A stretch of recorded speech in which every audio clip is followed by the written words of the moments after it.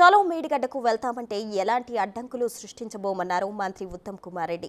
కేసీఆర్ కూడా ప్రాజెక్టుకు వెళ్లి మొత్తం తిరిగి చూడాలన్నారు. మేడిగడ్డకు వెళ్లి ప్రజలకు క్షమాపణ చెప్పాలని డిమాండ్ చేశారు.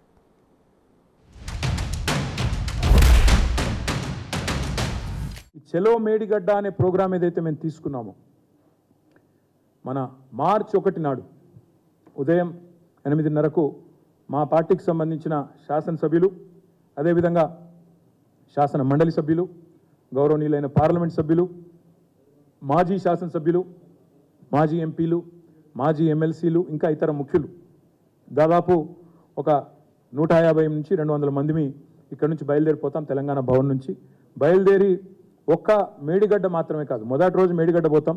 ఆ తర్వాత తెలంగాణకు కామధేనువుగా ఉన్న కాళేశ్వరం ప్రాజెక్టును దశల వారీగా ప్రజలకు మళ్ళొక్కసారి ఆవిష్కృతం చేస్తూ వాళ్ళ మనసులో ఉండే అనుమానాలు నివృత్తి చేస్తూ కాళేశ్వరం అంటే ఒక బరాజ్ కాదు, ఎంత సమగ్రమైన ప్రాజెక్టో వారికి వివరించి ముందుకు పోతాం.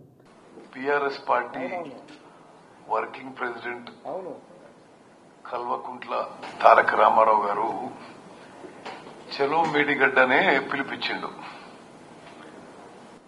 వాళ్ళలాగా ఈ కాళేశ్వరం ప్రాజెక్టు, మేడిగడ్డ బ్యారేజు, ఆ పంప్ హౌజులు మేము ఏమీ నిషేధిత ప్రాంతంగా పెట్టడం లేదు. కాళేశ్వరం ప్రాజెక్టు మీరు పోవాలి, చూడాలి, ఈ రాష్ట్రానికి క్షమాపణ చెప్పాలని కోరుకుంటున్నాం. కానీ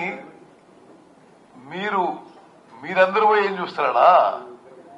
అసలు కాళేశ్వరం ప్రాజెక్ట్ కి chief designer, chief planner, chief engineer మొత్తం నేనే కట్టించి చెప్పిన కేసీఆర్ గారు ఆయన పోయి చూసి అక్కడ కూలిపోతున్న మేడిగడ్డ బ్యారేజ్ చూసి రాష్ట్రానికి క్షమాపణ చెప్తే అది తగిన విధంగా ఉండేది.